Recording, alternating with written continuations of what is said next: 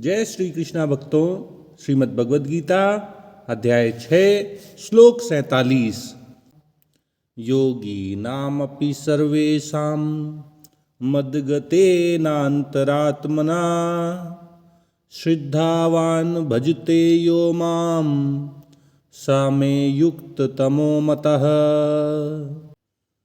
भगवान कृष्ण अर्जुन को सर्वश्रेष्ठ योगी के विषय में बताते हुए कहते हैं कि संपूर्ण योगियों में भी जो अपने अंतर्मन से मुझ में ही तल्लीन रहता है, श्रद्धा पूर्वक मेरा भजन करता है, ऐसा वह साधक, ऐसा वह भक्त मेरे मत में सर्वश्रेष्ठ योगी होता है। भगवान कृष्ण ने अर्जुन को योग के विषय में बड़े ही विस्तार से समझाया कि निष्काम भाव से, निस्वार्थ भाव से जब साधक शास्त्रों द्वारा अनुमोदित कर्तव्य कर्मों का पालन करता है तो ऐसा साधक योगी कहलाता है।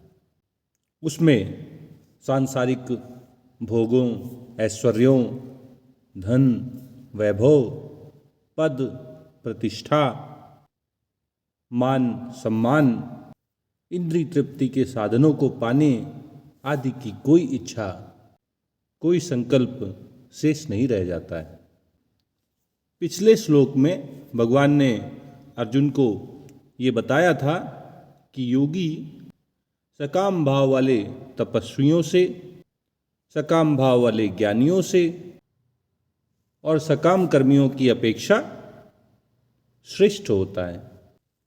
अब भगवान अर्जुन को इस श्लोक में योगियों में भी कौन सा योगी सर्वश्रेष्ठ होता है, ध्यान योगी, कर्म योगी, सांख्य योगी, जप योगी, तप योगी, भक्ति योगी, वृत्त योगी, इनमें से सबसे श्रेष्ठ योगी कौन सा होता है, इसका उत्तर देते हुए भगवान अर्जुन को समझा रहे हैं कि सभी योगियों में से जो योगी अपने अंतर्मन में, अपने चित्त में मुझ परमात्मा में ही तल्लीन रहता है, मन को परमात्मा में ही लगाए रहता है और श्रद्धापूर्वक भगवान का ही भजन करता है, निस्वार्थ भाव से, निष्काम भाव से परमात्मा प्राप्ति का लक्ष्य रखकर उसे प्राप्त करने के लिए साधन करता रहता है,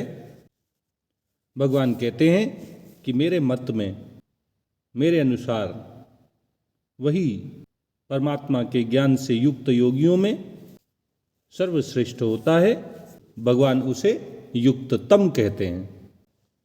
ऐसा श्रद्धावान भक्त जो चित्त को परमात्मा में ही स्थित रखता है, एक ही भाव से सदा परमात्मा में स्थित रहता है, अनन्य भाव से श्रद्धापूर्वक भगवत भक्ति में लगा रहता है, योगियों में वह सर्वश्रेष्ठ होता है।